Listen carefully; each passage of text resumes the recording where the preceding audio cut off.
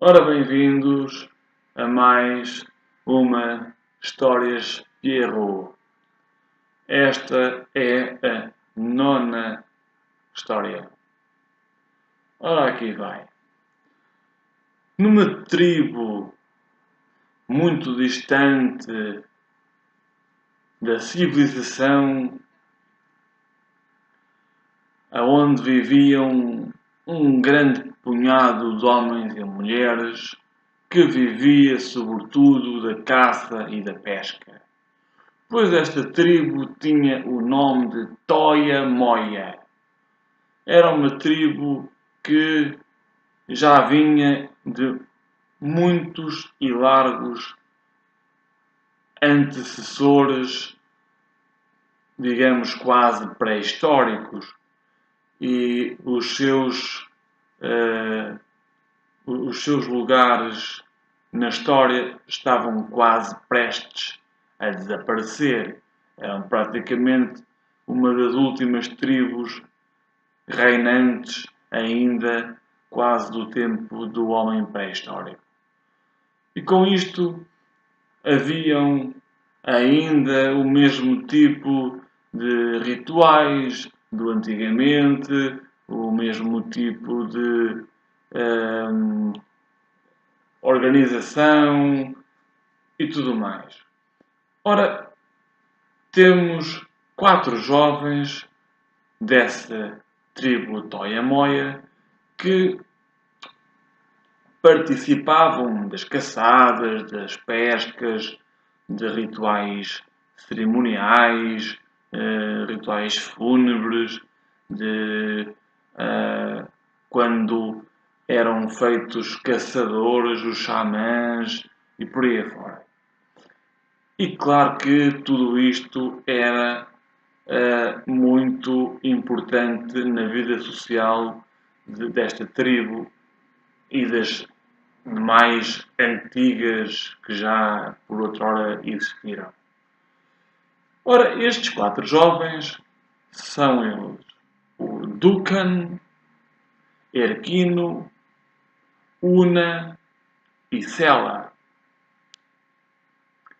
Dukan era um jovem com 22 anos. Erquino era um jovem com 18 anos. Una com 20 e Cela com 16. Portanto, estes 4 jovens, uma vez pertencentes a esta tribo,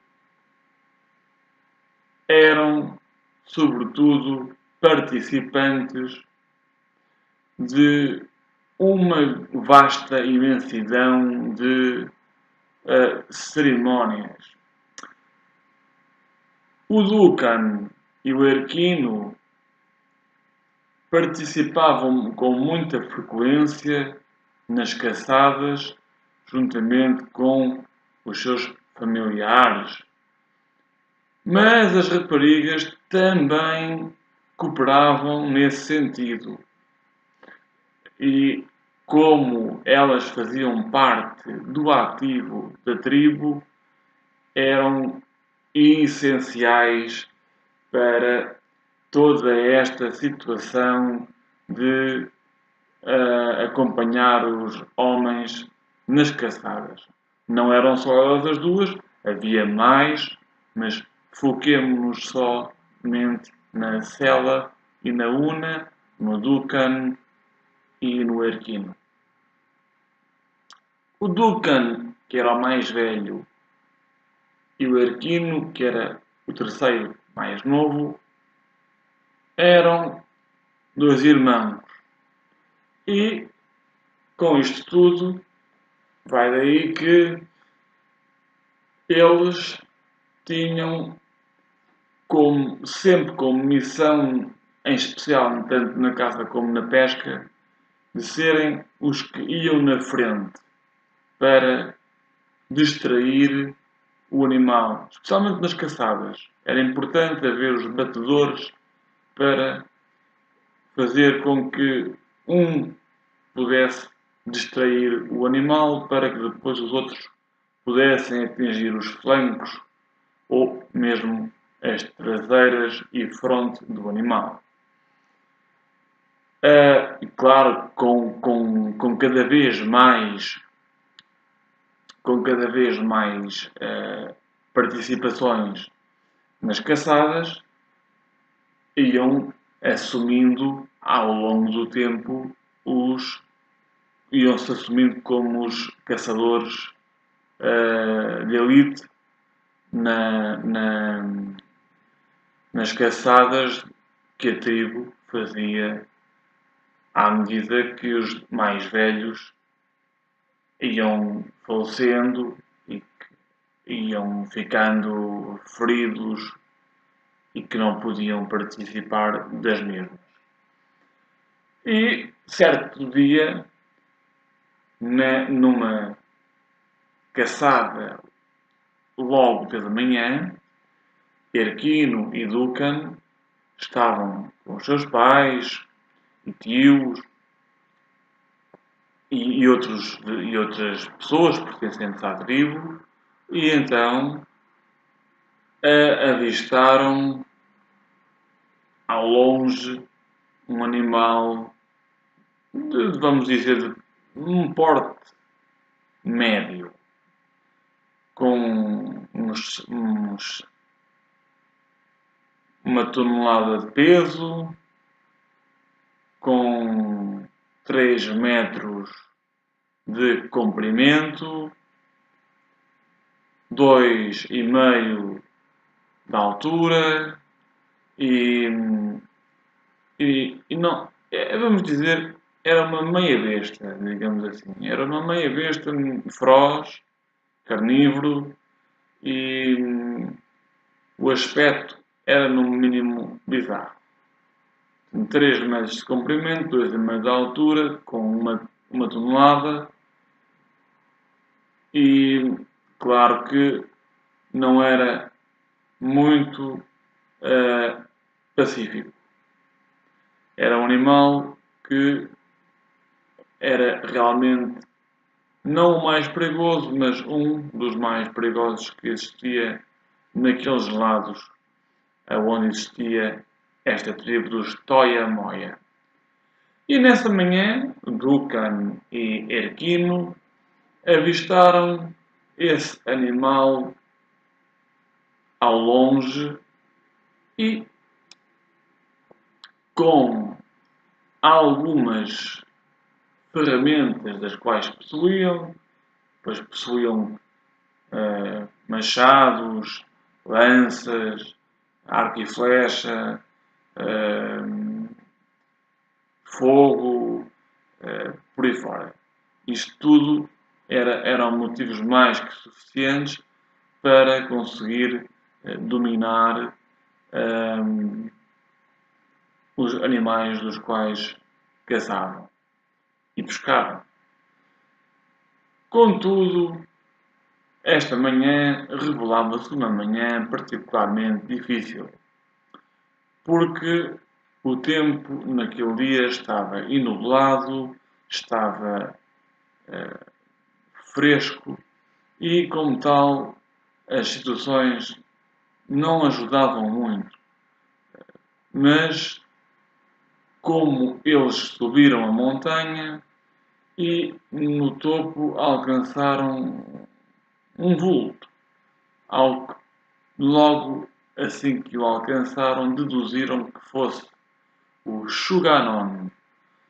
O Shuganon era este animal de aspecto bizarro, possuía uns dentes bastante aguçados, era um carnívoro, como já disse, e não era dos piores, mas também não era dos melhores.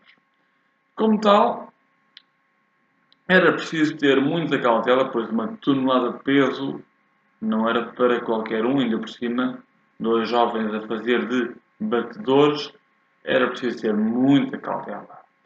E com isto tudo, vai daí que não iam sozinhos, como é lógico, levavam os tios, os pais e mais alguns membros da tribo. Até que, chegada a altura de começar a distrair o animal, hum, é tal a altura que Duncan começou a ir pelas costas do animal, para a retaguarda, e Erquino posicionou-se num dos flancos para tentar distrair a atenção do animal. E o resto da tribo estava no outro flanco e na outra parte da montanha, no meio da vegetação, estavam alguns outros membros da tribo prontos para o abate do animal. Pois, quando começaram então a fazer o desvio da atenção do animal, o animal começou a investir em direção a Erquino, que estava num dos flancos, mas sem muita cobertura. O Duncan, como estava na retaguarda, apercebendo-se que o animal, Shuganon, ia em direção ao irmão, a primeira coisa que Duncan fez foi lançar um dardo, uma lança, no, no dorso do Shuganon. E com isto, o animal, claro, ficou ainda pior. Se já não estava bem, ainda pior ficou. Erquino, por sua vez, apercebendo-se que o animal iria investir contra ele, lançou também ele uma lança, atingindo num flanco. E o animal reagiu de prontidão, ainda mais furioso contra Erquino. Mas Duncan antecipou-se e mais uma estocada com mais uma lança, desta feita atingindo a região posterior do animal. O animal sentiu-se um tanto ao quanto desgastado, até que continuava a ir em direção a Erquino. O pai de Erquino, que estava no meio da vegetação à espera que o animal fosse na direção dele, anteviu aquela situação e, para tentar então ver se o animal não iria desferir um golpe mortal no seu filho, saiu da sua posição, correu, lançou uma seta no dorso do outro lado, que ainda não tinha levado com nenhum ferimento, e ao lançar o dardo, o Shuganon, enquanto Erquino fugia à frente de Shuganon, o pai de Shuganon e de Duncan, como realmente vai para salvar o filho, desviou a atenção do filho para o pai. Shuganon, como eu já disse, tinha 3 metros de comprimento por 2,5 de altura, pesava 1 tonelada. Tinha dentes aguçados à frente. Era um carnívoro, sobretudo, e tinha um pescoço, não vou dizer que fosse muito longo, mas com cerca de 50 centímetros de comprimento. O que é que acontece aqui? O pai de Shuganon e de Duncan não foi poupado. Morrera ali vítima de tentar salvar os seus. Foi mordido mortalmente por Shuganon. Mas Shuganon não se secou a rir, pois o resto da tribo acabou com Shuganon ali mesmo na hora. Poucas eram as hipóteses de sobrevivência contra este animal. Como já disse, não era dos piores, mas era um dos. E, como tal, aquela caçada correra muito mal, logo pela manhã, porque a morte dos pais, do pai de Dukan e de Erquino, foi um acontecimento trágico, pois o pai era um hábil caçador, já veterano, e estava a começar a iniciar os filhos no mundo, na vida da caça, apesar que eles já estavam há alguns anos nisto, mas estava a iniciá-los na caça, digamos assim, de animais de maior porte. E como tal, fora um dia muito mau. Sela e Una, quando souberam desta situação, começaram por espalhar a notícia toda pela tribo inteira. Agora podemos imaginar o que é toda a tribo unida em honra de um dos maiores caçadores daquela tribo naquela altura, pois foi requisitado o xamã e o xamã então foi fazer então a cerimónia fúnebre à noite com uma grande fogueira, com rituais de canções, de memoriais em honra do caçador e, e tudo mais o que era devido.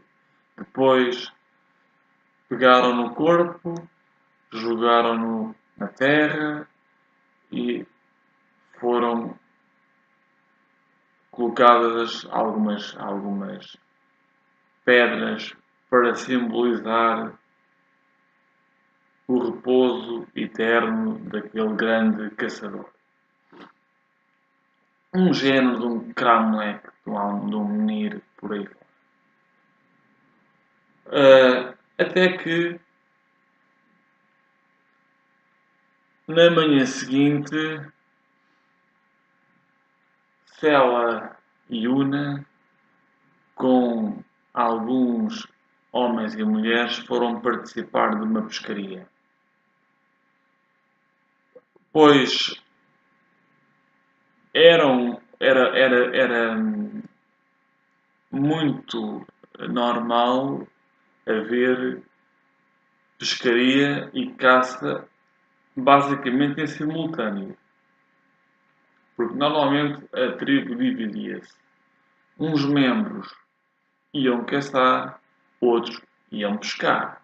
E porque a tribo se dividia, era uma forma de, como quem diz, se a caça falhasse, podia ser que a pesca até desse alguma coisa. Se a pesca falhasse, podia ser que a caça recompensasse. Por vezes acontecia as duas falharem. Mas esta tribo nunca baixava os braços. Não era de manhã, era mais à tarde. Não era à tarde, era mais à noite.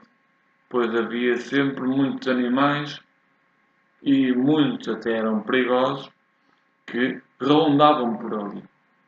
Então nessa manhã de pesca, Sela e Una e mais alguns da tribo foram nessa pescaria e realmente conseguiram pescar um bom punhado de peixes. E então, quando regressavam a casa, sentiram que algo não estava bem, algo não estava como era devido, pois o acampamento delas tinha sido devastado. tinha sido vandalizado. Havia um animal que esse, sim, era temido pelos caçadores, embora quando eles o conseguiam fazer com que ele caísse numas emboscadas, as coisas por vezes até resultavam.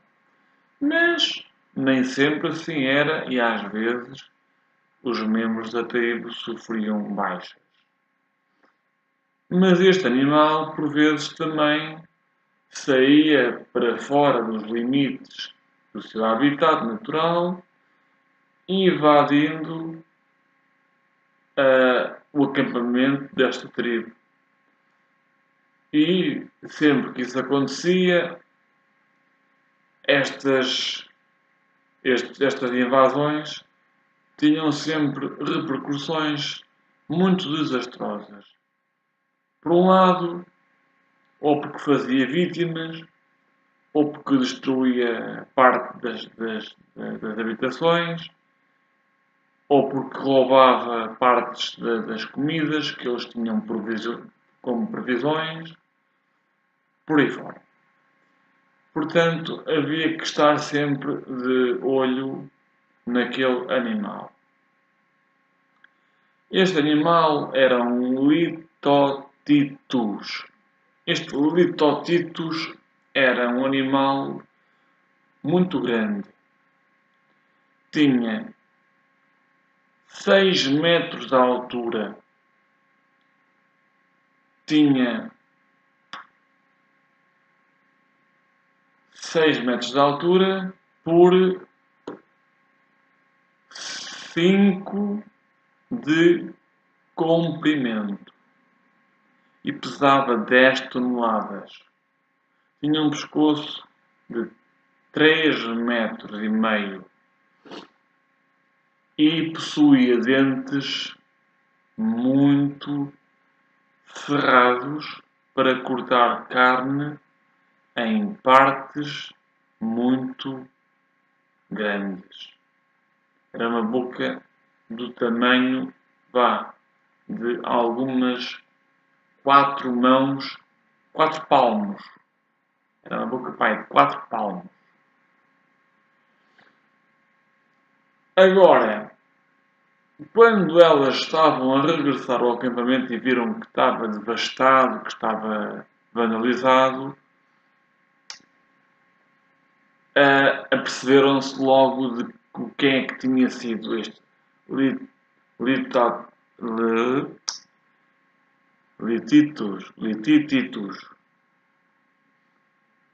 E então este Lititus tinha feito grandes estragos no acampamento.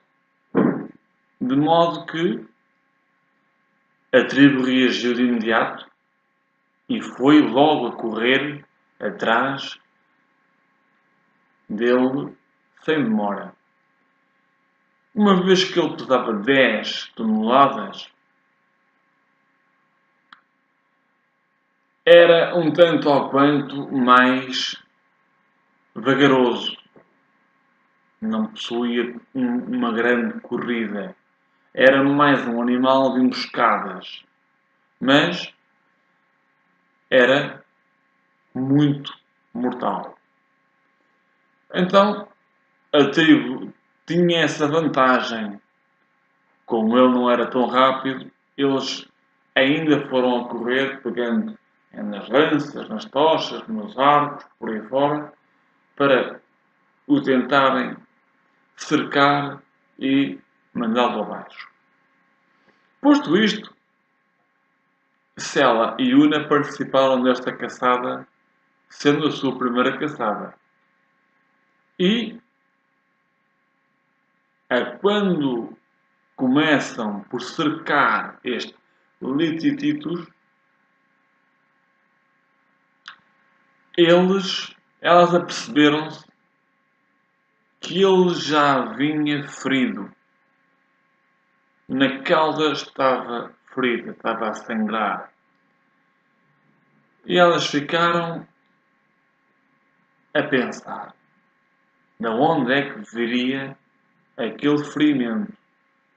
Será que alguém na tribo que estava a guardar os acampamentos, que estava de guarda, já o tivesse acertado?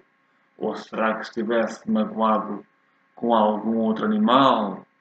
Não se sabia. Mas o animal já não estava bem.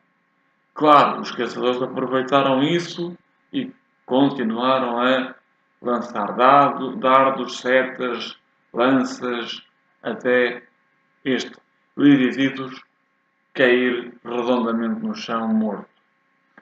Foi uma grande, um, foi um- uma grande caçada, foi uma primeira caçada para Sela e para Una na, na sua vida. Foi a primeira e logo com um grande sucesso, um animal de grande porte e, como é óbvio, foi um grande orgulho poder festejar à noite, junto da fogueira, com todos os rituais que eram típicos das tribos.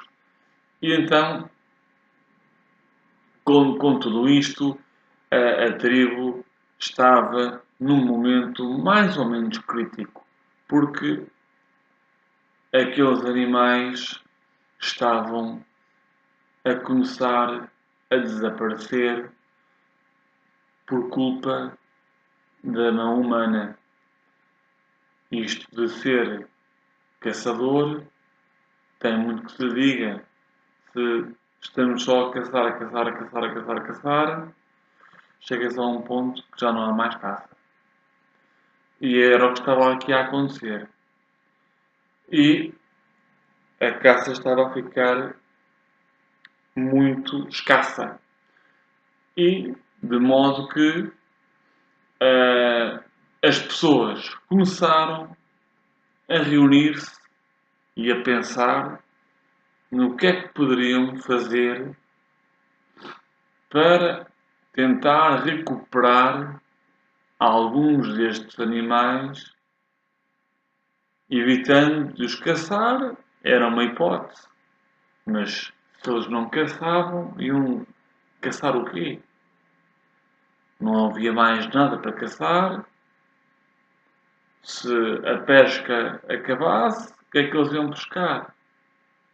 Se não havia mais nada para pescar. Portanto, era um grande dilema que a tribo estava a enfrentar. E nesse aspecto, toda a tribo se reuniu.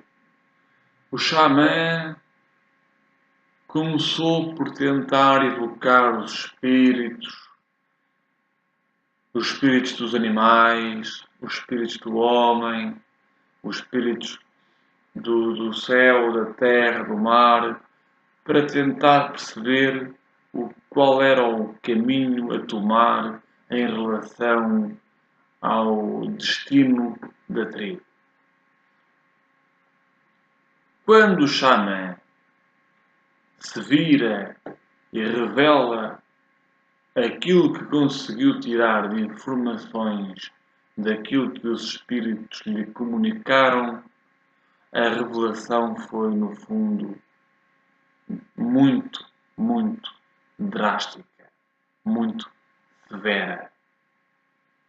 Então, a revelação era esta: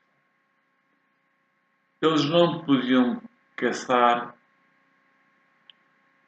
muito mais, nem pescar muito mais, teriam que fazer um abate, tanto na pesca como na caça, com números de animais muito baixos, o que iria implicar que a tribo iria passar por momentos de aflição, de fome, especialmente fome. Pois eles, como indivíduos, a tribo ainda tinha um bom número de habitantes. Eram para cima de 100 pessoas à vontade. Portanto, alimentar mais de 100 bocas não era fácil. Não era muito fácil. Mas eles, como eram grandes devotos daquilo que os espíritos diziam ao xamã e o xamã comunicava para o povo, então assim se passou a fazer caça mais reduzida, pesca mais reduzida. Não foi fácil. Os primeiros tempos, os primeiros dias foram absolutamente notórios. A falta de alimento foi logo visível. E com isso não nos podemos esquecer que alguns dos animais também fugiam para outras partes aonde o homem também não lhes conseguia chegar. Até que, certo dia, já ao cair, ao entrar na noite, Sela e Una estavam no meio da floresta, a apanhar frutos, a apanhar folhas, a apanhar madeira, fazer uma recolha muito importante. E então depararam-se com um animal que, pois, elas nunca tinham visto.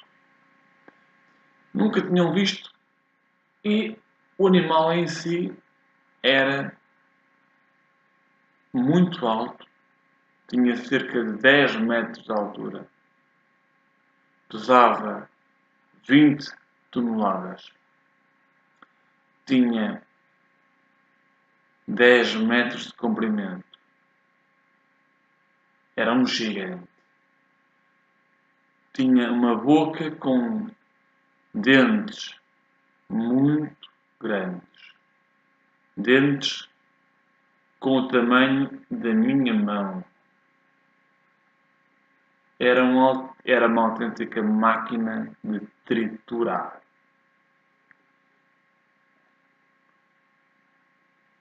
Elas não faziam ideia se ele era um herbívoro ou um carnívoro, mas pelo porte elas puderam mais ou menos imaginar que herbívoro certamente até podia ser, mas quando lhe começaram a olhar os dentes, a cabeça e por aí fora, aperceberam-se rapidamente que não era de todo herbívoro. Tinha uma visão muito apurada e um olfato também muito apurado.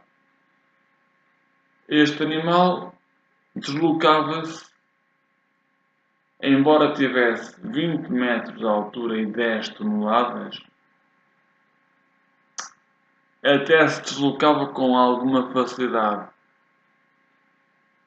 pois ele andava sobre duas patas. Com as outras duas eram o seu meio de agarrar as presas. Vamos assim dizer, uma espécie de Tyrannosaurus Rex, mas diferente, muito diferente, não tinha nada a ver. Nem sequer na composição, nem como na morfologia, nem nada. Em nada era parecido. Agora, elas quando viram aquele animal, elas prontamente esconderam-se para dentro da floresta, porque era um meio mais seguro, aonde elas podiam estar, sem que ele pudesse entrar, pois a vegetação da floresta era muito alta, muito densa, e ele ali não conseguiria entrar. E elas então encontraram um atalho, vieram correr para dentro da aldeia, da tribo, e começaram a avisar o resto de toda a tribo. Está um animal ali que nós nunca vimos, é muito grande, tem grandes dentes, uma grande cabeça, um grande pescoço e nós pensamos que ele seja carnívoro, disse Sela para o restante da tribo. A tribo ficou logo prontamente de alerta. Acenderam-se logo tochas, pegaram-se em arcos, lanças e tudo mais que fosse. A tribo correu para o local onde Sela e Una o tinham avistado. E com isto, vai daí, o animal deslocava-se, mas desta feita não parecia estar interessado em entrar pelo lado onde estava a tribo, o acampamento da tribo. Virar a costas e ia-se embora.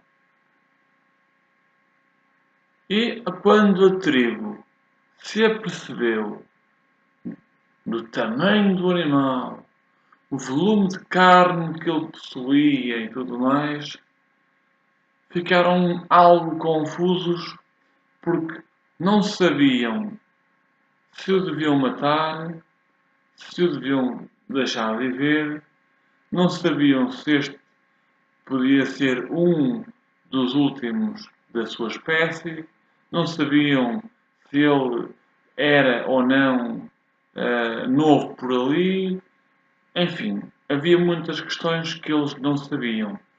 E como tal, esta tribo do Toya-Moia ficou assim um bocado às avessas com isto tudo. Convocaram novamente o xamã. Desta feita, o xamã também nunca tinha visto tal animal. Mas a primeira coisa que o xamã se lembrou foi isto: vamos perseguir o animal, sem lhe fazer mal algum. Pois se houverem muitos da sua espécie, a gente até o pode abater. Se houverem poucos, não podemos fazer nada. Então, cuidadosamente, a tribo foi atrás daquele animal desconhecido. Foi atrás, mas o caminho que este animal percorrera já o estava a levar para muito longe do seu acampamento. O que é que de repente se lembraram? Metade da tribo iria perseguir o animal até ao seu lar. A outra metade iria de volta para o acampamento e permaneceria lá. Sem sair de lá, acontecesse o que acontecesse, não podiam sair lá. Porque também estariam sujeitos a perigos que podiam vir de outros cantos e que podiam levar o acampamento pelos ares, com outros animais, como já vimos. E o que é que acontece? Quando a metade da tribo que perseguiu o animal chegou ao local onde este animal vivia, juntamente com os seus, apercebera-se que eles já não eram muitos. Eram cerca de uns 20, não mais que isso.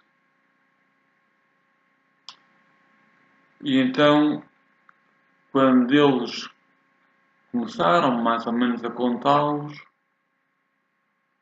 acharam por bem deixar este gigante em paz, sem ter que o matar, embora pensassem nas toneladas de carne que lhes pudessem valer. Mas, com tudo isto, eles regressaram ao acampamento, felizmente, estava tudo bem. Não tinha acontecido nada e comunicaram à outra metade da tribo que não valia a pena estar a atacar aquele animal porque também já não havia muitos da sua espécie. Entretanto, na manhã seguinte, Duncan e Erquino foram a uma pescaria. Conseguiram pescar ali uns bons peixes. Mas havia algo de errado. Havia algo de errado porque eles, quando acabaram a pescaria e quando vieram embora, os peixes que eles traziam e que eles também tinham avistado no rio já não eram muitos também. Havia algo que estava a acontecer, mas sem ninguém se aperceber. O que é que acontece?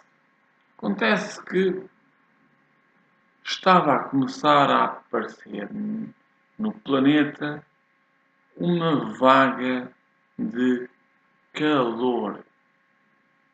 As águas estavam a ficar aquecidas, a terra estava a ficar aquecida e os animais precisavam de outros terrenos mais arejados, mais frescos. O calor não lhes dava muito bom ar, nem boa saúde. E a tribo aos poucos também se apercebera que, de certa maneira, havia mais calor. Havia mais calor e não havia muito que eles soubessem em relação a isto. Contudo, eles, mais uma vez, comunicaram e chamaram o xamã para tentar comunicar com todos os espíritos para saber o que é que se estava realmente a passar naquela situação. Após o xamã ter entrado em transe e ter comunicado com os espíritos e eles terem comunicado com ele, a resposta que veio dos espíritos para o xamã e do xamã para a sua tribo foi simples e ao mesmo tempo desoladora. Pois o que estava a acontecer era um aquecimento global e era uma situação que estava a dominar o mundo inteiro. E contudo, os animais estavam a sair daquilo que outrora foram os seus habitats e estavam-se a mudar para outros lugares. E a tribo então, se já não podia caçar muito, se já não podia pescar muito, estava a saber abraços com o seu próprio fim. O que é que acontece? Havia uma hipótese, embora que muito remota, mas havia uma hipótese, que era a tribo mudar de sítio. Mudar de sítio e começar praticamente do zero. Montar acampamentos, estabelecer-se, procurar novos animais para caçar e por aí fora. Ora, claro que ninguém quis sair dali. Ninguém quis sair dali e como tal, então, como ninguém quis, a única opção que tinham era continuar a pescar pouco, a caçar pouco e cada vez mais tinham que ir atrás dos animais, fossem eles para muito longe ou não, tinham que eles ir mais mais tempo duraria as caçadas, mais, mais tinham eles que percorrer os terrenos em busca de caça. Mas enquanto isso ocorria, Sela e Una, numa certa noite, entraram numa gruta com as suas tochas, com as suas lanças, com as suas machados e começaram a partir um bocado de pedra da gruta porque elas também faziam recolha de pedras para juntar nas fogueiras e muitas vezes extraíam pedras das grutas. E assim foi. Começaram por fazer então extração daquela pedra da gruta, até que de repente, quando começaram a entrar mais nas profundezas da gruta, depararam-se com algo que nunca antes tinham visto. Gravuras rupestres. Começaram a ver desenhos de caçadas outrora, nos tempos gloriosos que o homem fizera, e começaram a perguntar-se: estas representações já têm milhares de anos. E aqui estão representados animais que já nem existem. E com tudo isto, enquanto apreciavam todas aquelas gravuras, à medida que iam andando, iam encontrando cada vez mais gravuras. Até que encontraram um poço. Um poço muito fundo.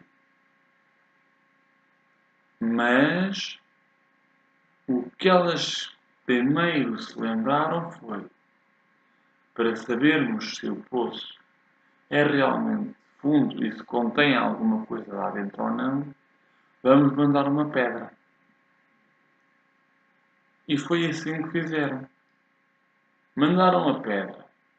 Ficaram à espera do som que a pedra pudesse produzir. O som que ouviram foi o som da pedra a entrar dentro d'água. Aperceberam-se que havia água ali dentro, mas não sabiam qual a profundidade. Nem com as tochas elas conseguiram ver o brilho da água, mas era impossível de determinar qual a sua profundidade e se havia ali água, não sabiam de onde é que ela vinha, nem para onde é que ela ia. Elas vieram da gruta e, quando encontraram Erquino e Ducan, disseram-lhes para as perseguir, para ir em direção à gruta, porque tinham achado um poço com água e tinham achado gravuras, pinturas na parede da gruta. E eles, ao irem com elas, observaram as pinturas atentamente e puderam ver que haviam ali alguns animais nas gravuras que eles achavam algo familiares. Há alguns daqueles que existiam e que eles mais ou menos mais ou menos caçavam com alguma regularidade. E, dessa feita, aquele tal gigante que eles não caçaram, que o deixaram em paz, eles viram que realmente estava representado nas gravuras. E com tudo isto,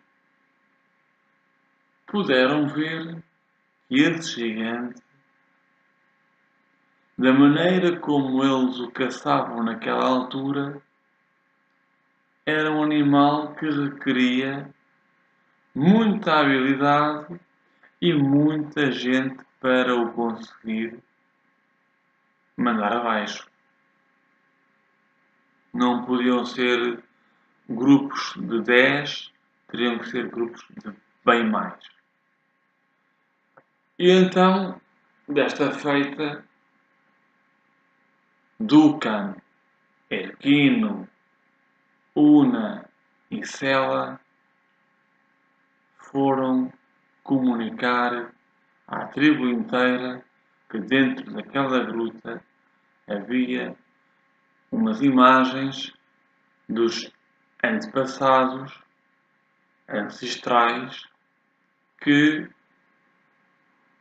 aquilo que eles caçavam e a forma como caçavam, tudo isso estava representado na gruta. Quando a tribo foi à gruta e entrou para observar aquelas figuras, começou a reparar no tal gigante também e apercebeu-se que realmente eram precisos muitos homens para destornar um animal daqueles. E aperceberam-se também do poço com água, à qual Sela e Una disseram que sim, que já tinham dado por aquele poço, mas que na noite que lá foram era impossível ver qual a sua profundidade e de onde é que a água vinha ou para onde é que ela ia. E com tudo isto, a tribo fez uma situação muito bem pensada. Viram que a água estava no poço dentro da gruta. Então a tribo percorreu vieram para fora da gruta e foram percorrendo a gruta pelo lado de fora. Quando eles chegaram ao fim da gruta, começaram com os machados a partir uma parte da gruta e com tudo isso puderam ver, à medida que foram partindo a pedra da gruta, começaram-se a perceber que a água vinha para lá da gruta. Até que começaram a percorrer o canal da água e foram dar à nascente. Pois quando eles entraram na nascente da água, era uma beleza autêntica aquele lugar. Acontece que quando eles entraram no caminho da nascente, começaram a subir parte daqueles rochedos e lá em cima depararam-se com o gigante no alto dos rochedos. Como a tribo estava com muita gente, conseguiram fazer uma situação muito imprópria. Não quiseram caçar o animal porque sabiam que eles eram poucos. Mas acabaram acabaram por ser a própria vítima do animal.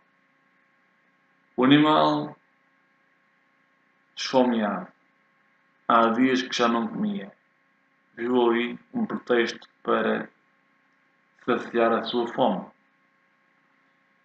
Os mais velhos foram logo sacrificados. A tribo perdeu uma parte considerável dos homens de sabedoria, todos aqueles homens que contavam as histórias e que ensinavam, perderam a vida ali mesmo, devorados pelo um Devogostos. Era o nome desse gigante, Devogostos. E então perdeu-se logo ali uns 10 homens, que eram 10 dos mais velhos da tribo, e a tribo começou por ficar logo muito fragilizada com tudo isto, até que a hipótese de renovar a tribo era muito remota. A gente sabe que, pronto, eles, vá lá, reproduziam-se, mas até que os bebés tomassem uma idade adulta, levava tempo. Ainda por cima, com a escassez de alimento, ainda pior. As condições de vida eram muito remotas. E com isto tudo, a Sela, a Una, o Dukan e o Erquino começaram a perceber que, se calhar, o melhor mesmo era tentar sair daquele lugar e montar uma tribo nova noutro lugar, com outra abundância de alimentos. Eles tentaram sair da tribo, os 4 tentaram sair da tribo, tentando procurar um lugar melhor para tentar encontrar nova caça, nova pesca, por aí fora. Mas passaram dias e dias a andar pelo meio de floresta, pelo meio de bosques, correndo perigos, pois havia animais ferozes que os podiam atacar, embora eles mesmo assim fossem munidos das suas armas, mas isso não queria dizer tudo, porque muitos de alguns animais atuavam em emboscadas, outros nem por isso, e, óbvio, era preciso ter grande cautela. E então eles, ao fim de 3 semanas, encontraram um lugar perfeito, onde eles puderam analisar que ainda havia muita abundância de comida e que talvez ali pudessem prosperar como tribo. Mas como eles só foram os 4, eles começaram por montar logo ali o acampamento. Montar o acampamento, fazer as bases para que pudessem colocar qualquer que fosse o animal que viesse para ali e invadir aquela parte, a ter algum receio dos novos senhores da terra. E com isto montaram fogueiras, tochas com fogo por um vasto território para afugentar um pouco alguns destes perigosos animais. Contudo, era preciso avisar o resto da tribo, pelo menos aqueles que estavam dispostos a virem com eles para um novo lugar. Não, não obstante, as miúdas, Una e a Sela, predispuseram-se de imediato a irem ter com o resto da tribo. Então, Erquino e Ducan ficaram a tomar conta do novo acampamento, a montá-lo, a pôr tudo como era antes no outro acampamento. E enquanto exploravam aquele novo acampamento, Una e Sela iam à procura não, iam ter com o restante da tribo. Até que, quando os alcançaram, disseram-lhes para eles virem com elas, porque tinham encontrado um lugar melhor, rico em carne, rico em peixe e por aí fora. Claro, houve divergências da parte do resto da tribo, porque mudar de sítio não era tão bom, não, não era aquilo que os espíritos queriam. Bom, com tudo isto, uma parte da tribo veio com elas, a outra ficou. Quando a tribo chegou ao novo acampamento, deparou-se com o trabalho que o Ducan e o Erquino tinham feito. Já tinham feito ali um bom trabalho. Tinham encontrado outras grutas, também com sinais de gravuras. E quando elas chegaram com eles, com uma boa parte da tribo, eles vieram ao pé delas e disseram-lhes para elas os acompanharem naquela gruta. E elas viram outros animais diferentes daqueles que eles tinham visto na outra tribo. E esses animais eram alguns daqueles que eles tinham visto durante a viagem que fizeram até àquele novo acampamento. E com estas gravuras dentro da gruta, pensou-se numa coisa. Será que há outra tribo para além da nossa e nós não sabemos? É fundamental procurar, porque se nós nos conseguirmos juntar, muitos mais fazemos a diferença. Sermos muitos fazemos logo a diferença de sermos poucos. E com isto, eles começaram por sair fora do território que eles próprios tinham delineado do acampamento.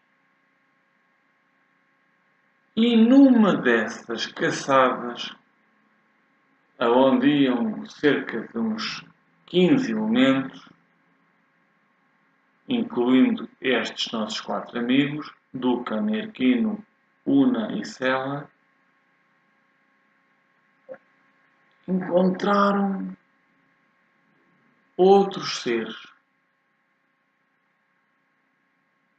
muito parecidos com eles, à qual ambos ficaram espantados. Os Moia-Toia ficaram, desculpem, os Toia-Moia ficaram perplexos quando viram homens naquele terreno. E, com isto,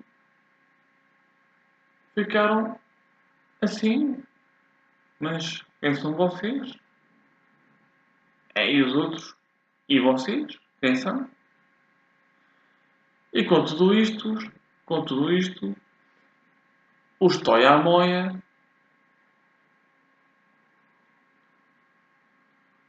perguntaram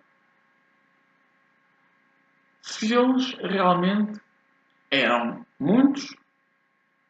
Vocês são muitos? São poucos?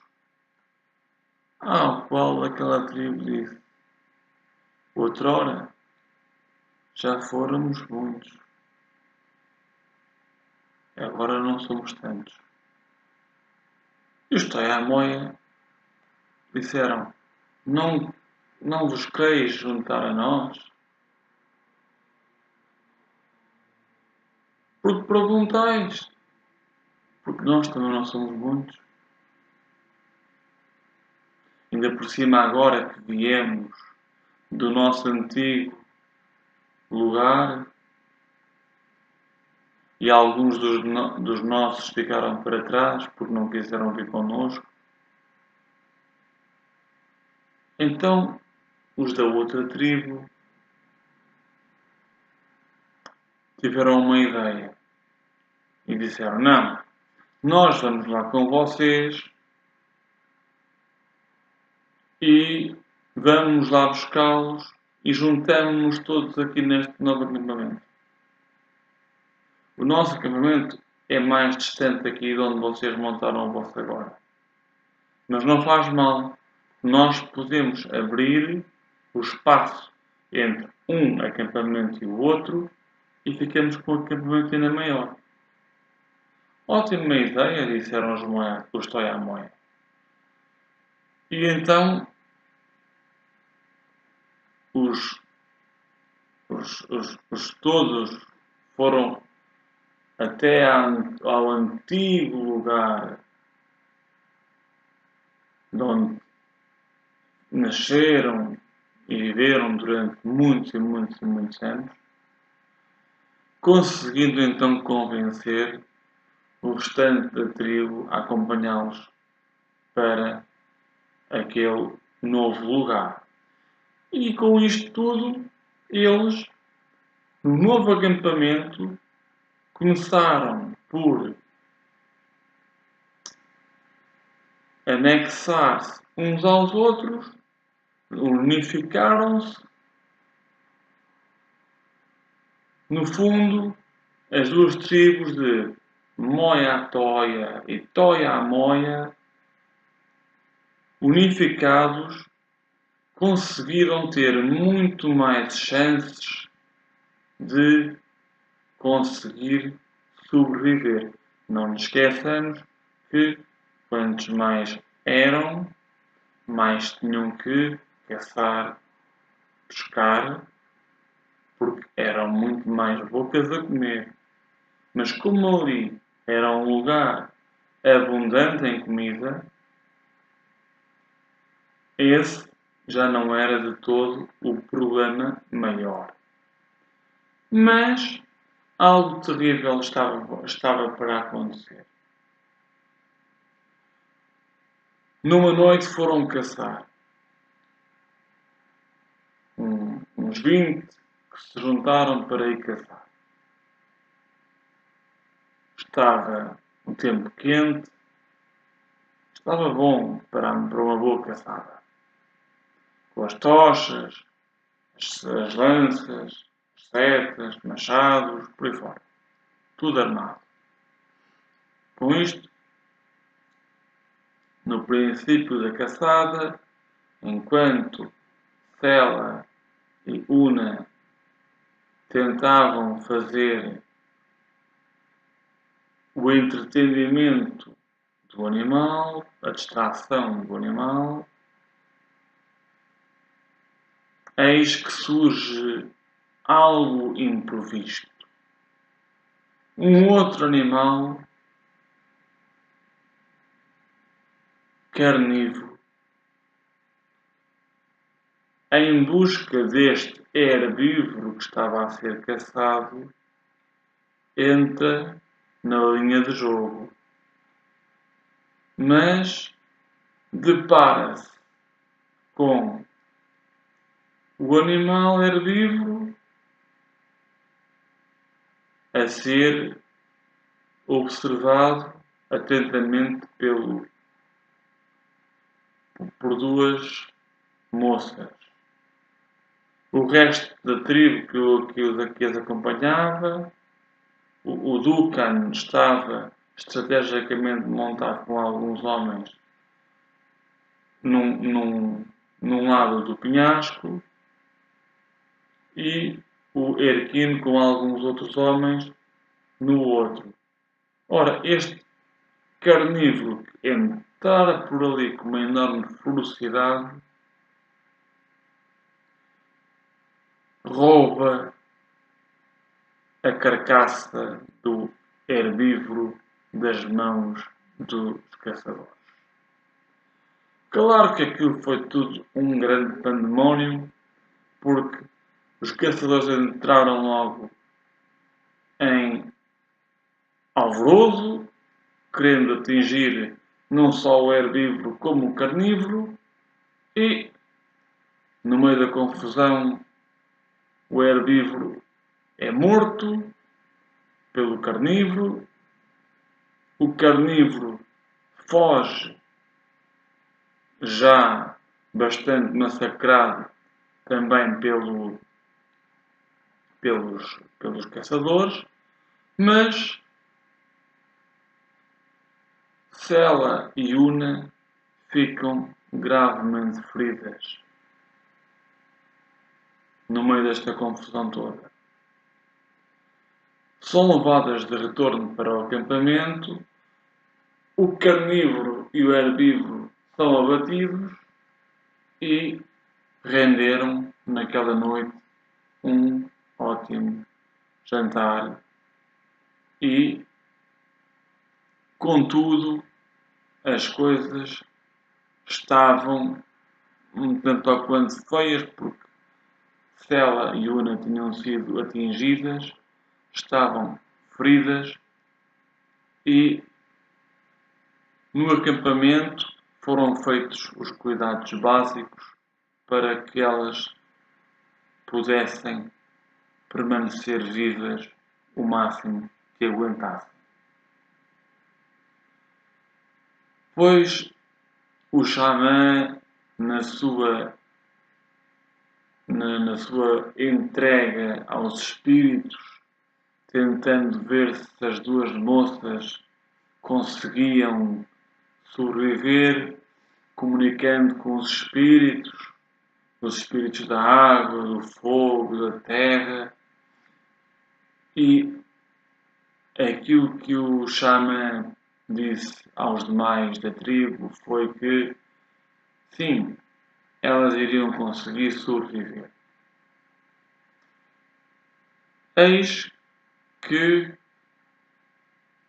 com o passar do tempo, elas sararam das feridas, ainda não podiam caçar, porque ainda estavam algo fragilizadas, e, com tudo isto, a tribo estava novamente em ascensão. Mas estava a acontecer algo que eles não estavam de modo algum a dar por isso. Que era nada mais, nada menos que partes da Terra que estavam a ser colonizadas e que estavam a ser descobertas e que estavam a ser massacradas. E este povo estava a chegar ao fim da sua história, pois não duraram muitos anos. Sela e Una sobreviveram. Erquino morreu, vítima dos ataques do homem colonizador. Duncan foi feito escravo e os demais da tribo, muitos morreram, muitos foram feitos escravos e Sela, Una e mais alguns fugiram para o seu antigo ponto de partida, aonde estavam situadas na primeira, aonde nasceram e foram criadas até cerca dos 20 anos, 20 e poucos anos. E foi ali o recomeçar de tudo. Recomeçar praticamente quase do zero, a ter que montar acampamentos, a ter que fazer tudo outra vez, a construir materiais para as caçadas e com tudo isto não duraram muito mais tempo, pois a escassez de alimento era muito e a fome acabou por ser um dos principais motivos que os levou ao seu fim. A fome, a sede e acabaram por sucumbir aos poucos. Sela e Una, curiosamente, foram as duas últimas que morreram. Desistiram de andar para cá, para lá, porque sabiam que tinham que fazer sempre tudo sozinhas e já não tinham forças para correr, para andar, para se deslocarem em grandes extensões de território. Estavam à mercê de um ou outro animal mais faminto. Mas não foi nenhum animal, não foi preciso nenhum animal faminto matá-las e comê-las. Não. Acabou por ser a própria natureza de sem comida, sem bebida, sucumbiram as duas. Sem memorial nenhum, como era normal fazer, muitos mais anos passados, muitos e muitos anos depois, veio-se a descobrir então as suas ossadas e os motivos e as razões pelas quais aquela tribo enfrentou um declínio tão avassalador como aquele. E esta história termina assim, de um modo menos bonito, mas nem todas as histórias terminam bem. E esta é uma delas. E chega assim ao fim o 9º capítulo das histórias Pierrot. Fiquem bem, até à próxima.